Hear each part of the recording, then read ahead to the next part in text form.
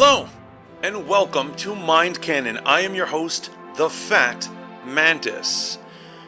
Truly good television does not exist in a void. It has to stand on the shoulders of countless other good episodes that were laid before it in previous seasons to eventually be the golden god of perfect television that they are. And I think it is possible that Clone Wars Season 7, Episode 11, Shattered, could be such an episode. I prefer its original title, Shattered Order. They altered the title of it, they took out Order, because they were worried that people would figure out which episode had Order 66 in it. Spoiler alert, this was it. And this was an amazing episode. Now I want to start, not at the very beginning, but at the Holocall in the first act.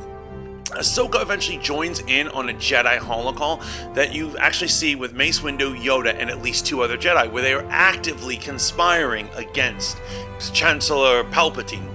As it turns out, this call is something we saw in the film Revenge of the Sith, and Ahsoka comes in at the end where the camera would normally cut. She joins their conversation, where she reports on Maul, points out that she's not going to be a Jedi anymore. She's superficially working with the Jedi this whole time, and she's behind the shadows, behind the scenes, been there the whole time. We would have thought she would be absent, and it was just kind of cool to see.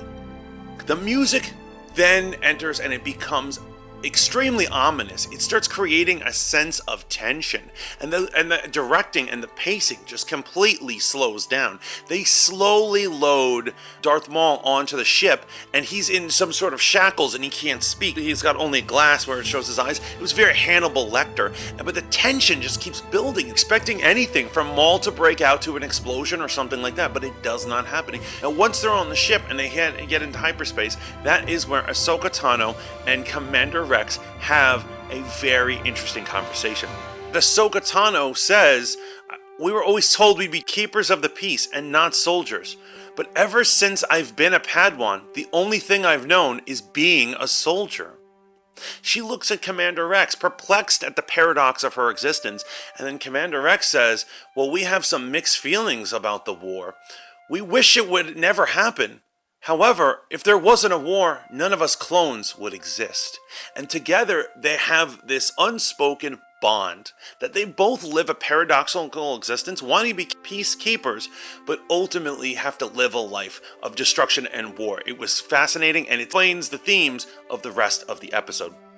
Because when Order 66 activates, he hesitates. Now, in the films, we never saw any of the clone troopers hesitate. But in this one, he hesitates to fire. His hand is shaking. You see he's trying to resist the mind control that they gave him. And this is because of his bond with her. He has they have an abnormal level of bond between each other. They have a great love for each other and mutual respect. So he's unable to do it. And then the music goes from that tension thing to the actual Order 66 music from the film. It was beautiful. It was crazy. It was insane. We were praying for Ahsoka to get out of there because she was surrounded by troopers. She did. The clones seem very conscious. We actually don't see the clones have normal conversations in the film. We assume they're under some sort of trance. But no, they're able to actively be conscious and discuss things, particularly hunting her down. So that's actually a new thing to the aspect of Order 66 and how the brainwashing works.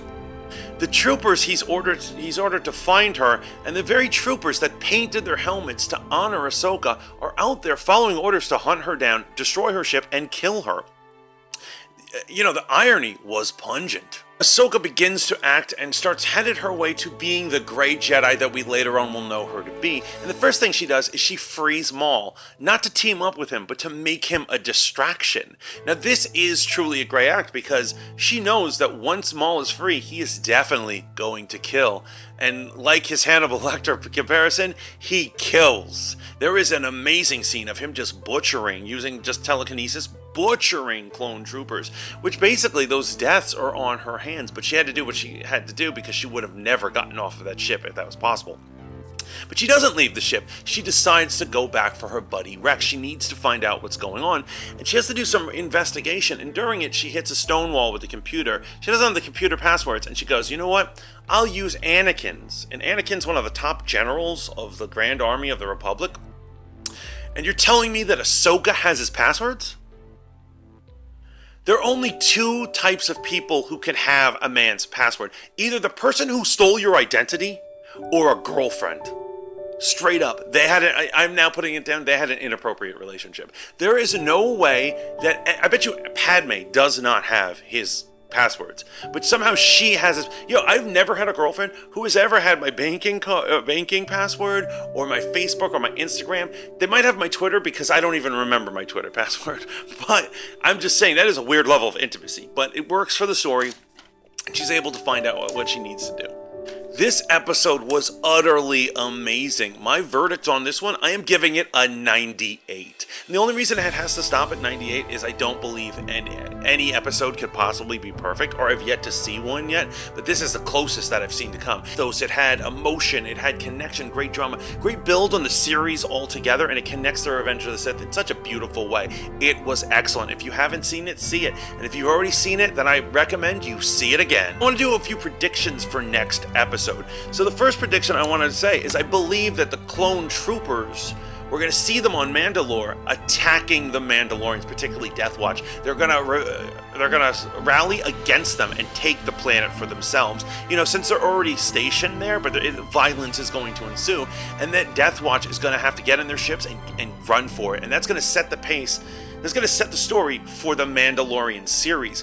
As a matter of fact, I think it's actually possible that the scenes where the young Mandalorian was saved by Death Watch and his parents were murdered by robots has already happened, and it is possible that we are going to get a visitation, a little cameo appearance from the Mandalorian as a child. I would actually put money on this. I think he's going to have a small little cameo running into a ship at some point.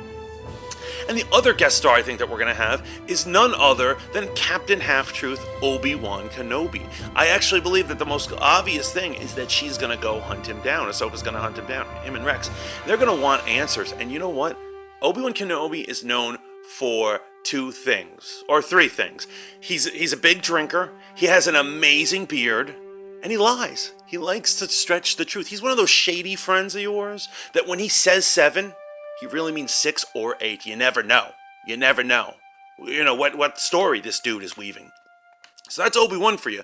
And they're going to go to him, and this will be after the duel on Mustafar between him and Anakin. And I think he's going to lie to them, because as we know, up until Rebels and the duel she has with Vader, she will not know what happened to Anakin. And I think Obi-Wan's going to lie, and he's going to say he was killed in Order 66, or that Darth Vader fellow killed him.